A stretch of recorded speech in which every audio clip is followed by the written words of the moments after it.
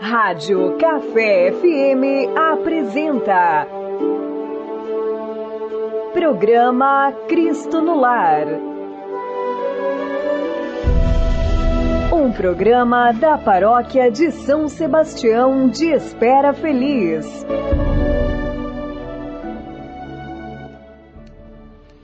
Bom dia, meu irmão, bom dia, minha irmã. Estamos chegando mais uma vez nesta manhã até você com o programa. Na oportunidade do Cristo no Lar, nestas ondas do rádio, através da Café FM 98.9, a oportunidade de mais uma vez do encontro da partilha da vida, da fé, da esperança e, acima de tudo, com a Palavra de Deus, que é norma, que é orientação, que é vida, que é palavra para a vida eterna. Então, nossa saudação, você que está sintonizado, você de paróquias e cidades circunvizinhas, você internauta, de longe e de perto, que o Deus da vida fortaleça, abençoe, dê a graça sempre de caminhar na presença, no amor de Deus. A você que celebra hoje o dom da sua vida, que Deus multiplique sempre, cada vez mais, todas as graças e bênçãos necessárias sobre você e sua família, sobre a sua experiência da busca, da comunhão, da graça e da presença de Deus. Muito bem, então que chegue o dia e realize em nós a presença do Reino de Deus. Enquanto isso, nós vamos celebrando, vivendo, comungando. Nós estamos meditando desde o último programa, sexta-feira, o pão eucarístico. Temos o pão da palavra e o pão eucarístico. Então, Jesus nos convida, segundo a palavra, na palavra de Deus, a comer seu corpo e a beber o seu sangue. É o discurso de Jesus sobre o seu corpo como pão da vida. O Evangelho de João, capítulo 6, é todo realizado, todo explicado, todo vivenciado a partir dessa experiência. Então, quando ele fala seu corpo como pão da vida, lá no seu capítulo 6, o evangelista, João, versículo 51 e 58. Foi o pronunciamento e depois da multiplicação dos pães, né, daquele fato que Jesus multiplica os pães. E nesta ocasião, pela primeira vez, o Senhor falou a respeito da Eucaristia. O pão que eu darei é minha carne e a darei para a vida do mundo. Então Jesus vai ajudando essa compreensão progressiva, né? Faz aquele milagre dos pães, despertando no coração daquelas pessoas o desejo de partilhar o que tinha, porque até então a ideia dos discípulos era dispensar, manda embora toda essa gente. E pode acontecer que hoje também é mais fácil, né? Manda embora todo mundo, sem compromisso, sem responsabilidade, para que cada um se vire. Aquele provérbio, né? Embora provérbio não quer dizer nada, né? Cada um para si, Deus para todos. Não. Jesus é provocativo, ele, né, manda que eles sentem, manda dar-lhes vós mesmo de comer. E aí, a partir da organização da comunidade, porque manda distribuir as pessoas em pequenos grupos, e a partir do conhecimento de alguém que diz, olha, o evangelho coloca, um dos evangelistas coloca uma criança, né? Tem uma criança aí que tem alguns pães e 2 peixes. Criança porque a intenção é muito clara, é quem está aberto à escuta a Deus, né? A ouvir a palavra de Deus e colocá-la em prática. E a partir desse gesto começa então a multiplicação, começa as partilhas, começa essa dinâmica de se entender na comunidade que se não é para todos, então não pode ser só para alguns. E principalmente quando nós falamos da experiência de uma comunidade de fé, de uma comunidade que crê nesse Deus que realizou esta partilha. Então quando Jesus disse estas palavras, né? O pão que eu darei é minha carne, darei para a vida do mundo, muitos dos seus discípulos o abandonaram, dizendo que este modo de falar era intolerável. Pode acontecer hoje também, quando se quer viver mais próximo da proposta de Deus. Bom, esse tipo de igreja não dá para mim, não serve para mim, né? Porque a igreja é uma experiência não de fé, não é uma experiência então de encontro com Deus. Pode ser uma experiência prática, uma experiência de tarefa, uma experiência, né, que realiza enquanto vai o meu interesse. E a proposta de Jesus é outra. Por isso, muitos discípulos abandonaram. Esse modo dele falar é muito forte, a palavra é muito forte, diz o Evangelho. Mas Jesus não disse que estava falando em sentido figurado. Ele insistiu. Em verdade lhes digo, se não comem a carne do Filho do Homem, não bebem o seu sangue, não têm a vida eterna. Capítulo 6 do Evangelho de João, versículo 53, mais precisamente. Mas ainda Jesus perguntou aos 12 apóstolos: vocês também querem deixar-me? Né? Vocês também querem ir embora? Vocês também querem desistir? De nenhuma maneira Jesus falou aqui no sentido figurado. Não. Quando ele diz: o que come a minha carne, bebe meu sangue, tem a vida eterna, e eu o ressuscitarei no último dia. Esse belíssimo capítulo, e falava já no último programa, quando Mateus, Marcos e Lucas falam da instituição da Eucaristia, como Jesus fez, aqui João fala das consequências de ser homens e mulheres eucarísticos, de comungar. Então a seriedade e a responsabilidade. Quando alguém se aproxime, quando nós nos aproximamos do banquete eucarístico. Porque o último banquete do Senhor, né, no Novo Testamento, encontramos até 4 testemunhas diferentes a respeito desse fato. Como já lembrado, Mateus, Marcos, Lucas, também Paulo.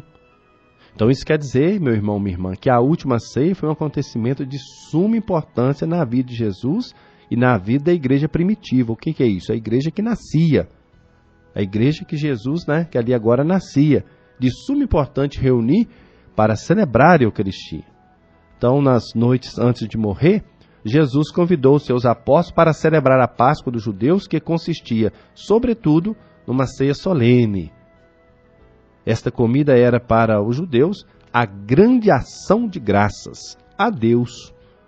E o Senhor Jesus aproveitou a ceia para dar-lhe um sentido novo e profundo. Quando ele agora diz, o que nós fizemos em cima aí, né?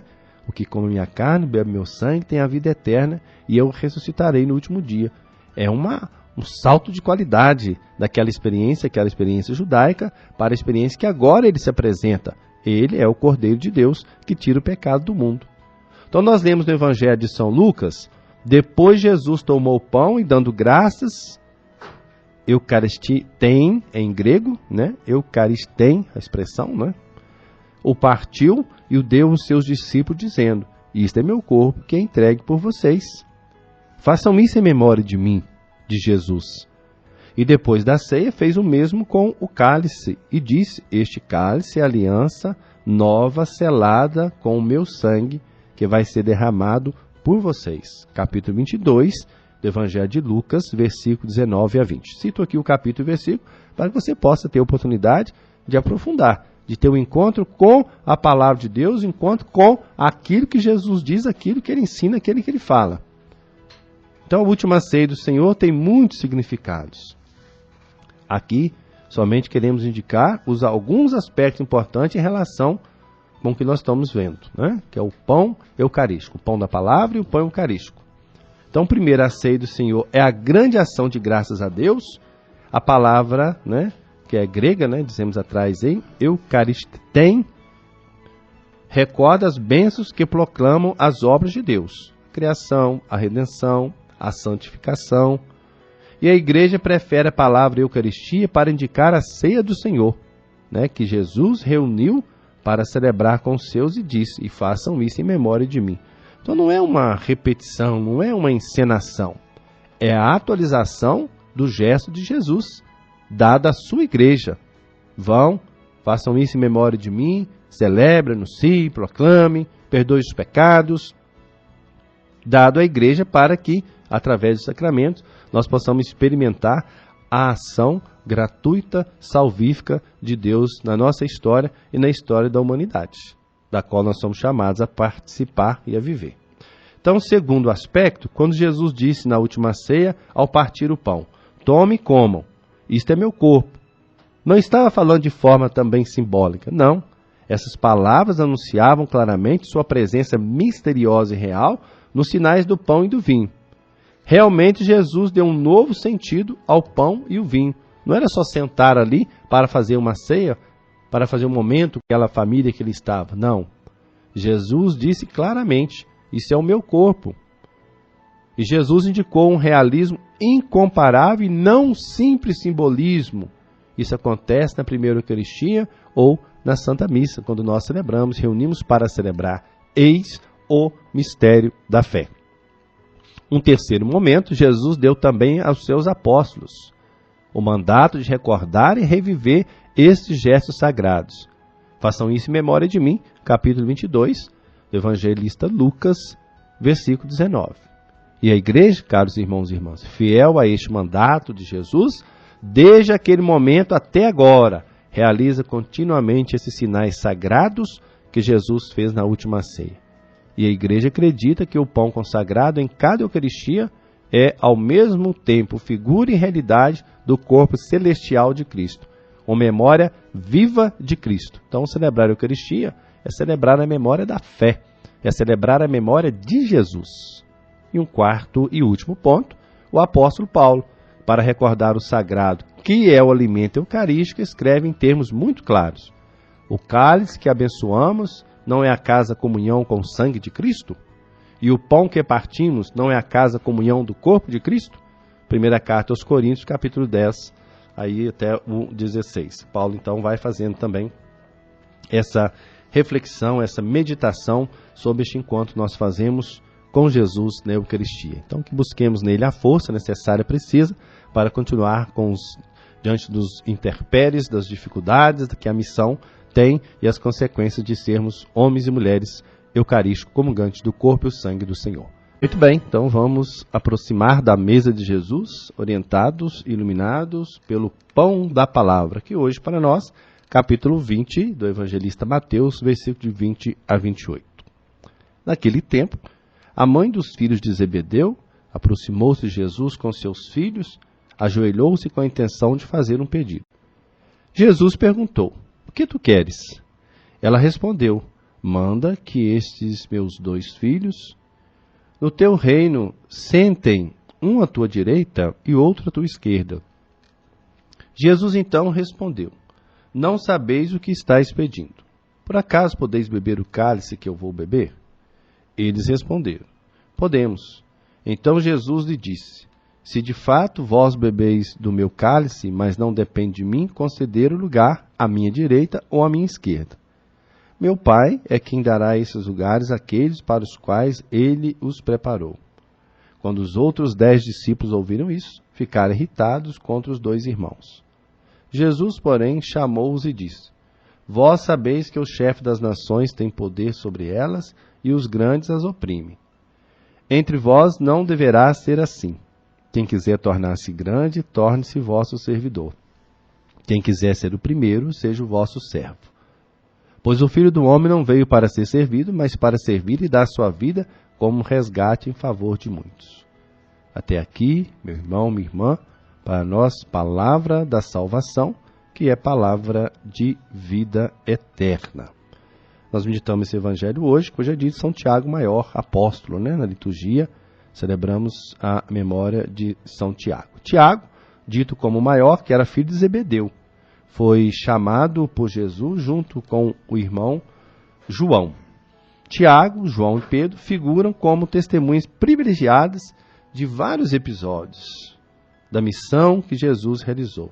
A cura da sogra de Pedro, a ressurreição da filha de Jairo, a transfiguração, a agonia no Horto das Oliveiras, a profecia que Jesus fizera a Tiago, prenunciando que haveria de beber com o cálice do mesmo sacrifício, realizou plenamente ao ser decapitado. Não é? Que os apóstolos, cada um, tiveram uma experiência da sua experiência de morte por serem seguidores de Cristo. Herodes Agripa, por volta mais ou menos do ano de 44, foi o primeiro apóstolo mártir, né, que foi decapitado. Segundo a antiga tradição, Tiago teria sido evangelizador da Espanha.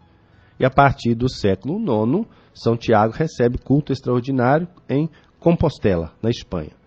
Aí erigiu-se então um santuário que se tornou para a Europa um dos maiores lugares de peregrinação a partir da Idade Média. Né? Para dizer com tudo isso, é alguém que fez a opção por Jesus e escolheu entregar, doar sua vida, partilhar sua vida para o reino de Deus. Então, nossas partilhas, elas acontecem para além daquilo que é matéria. Ela acontece na partilha da vida, da doação da vida, do encontro da vida, na partilha da ideia, né, que leva a missão de Cristo, né, para assim anunciar, testemunhar, a partir da partilha da palavra, e nessa palavra que vai realizando, cumprindo, ajudando que nós possamos viver com a missão que Deus confiou a cada um de nós, né? A todos nós, melhor dizendo.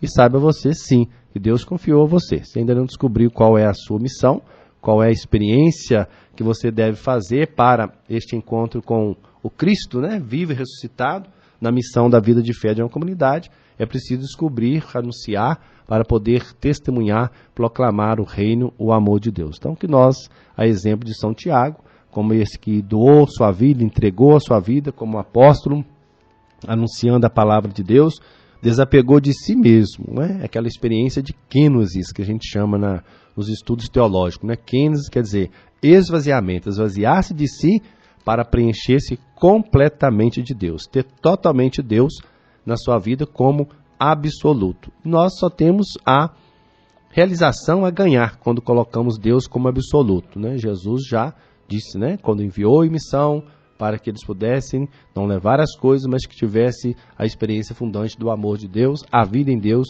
e Deus como realização plena. E quando nós caminhamos dessa forma, quando nós assim conseguimos, nós vamos abandonando situações, práticas, experiências que impedem o verdadeiro encontro, a verdadeira realização da presença do amor de Deus em nossa vida. É claro, sempre um aprendizado para nós que queremos viver e vivemos a fé em comunidade. Nossa celebração dessa semana, a quarta-feira, né, amanhã às 16 horas, a missa com os nossos idosos, né, missa da ternura. Estaremos celebrando o dia dos avós, né, como já foi anunciado aqui nos programas anteriores também. Então, que você esteja conosco para juntos celebrarmos, agradecer, bendizer a Deus, esse chamado, essa vocação de quem assumiu a sua missão e a partir daí pode contemplar, ver, né, os filhos de seus filhos, como diz lá na bênção nupcial, no dia do matrimônio. Que a graça de Deus possa, então, continuar abençoando. Parabéns aí para todos os avós, né, que vivem essa missão e assumem de forma plena na realização do encontro da beleza do coração, do amor de Deus. Muito bem, nosso tempo já está chegando quase ao final. Desejamos a todos um ótimo restante de dia, uma ótima tarde, início de tarde, e que a bênção e a graça dele esteja sempre em favor de todos vós. Ele que é Pai, Filho e Espírito Santo. Amém. Bom dia a todos e até uma próxima oportunidade, se Deus assim nos permitir. A Rádio Café FM apresentou programa Cristo no Lar.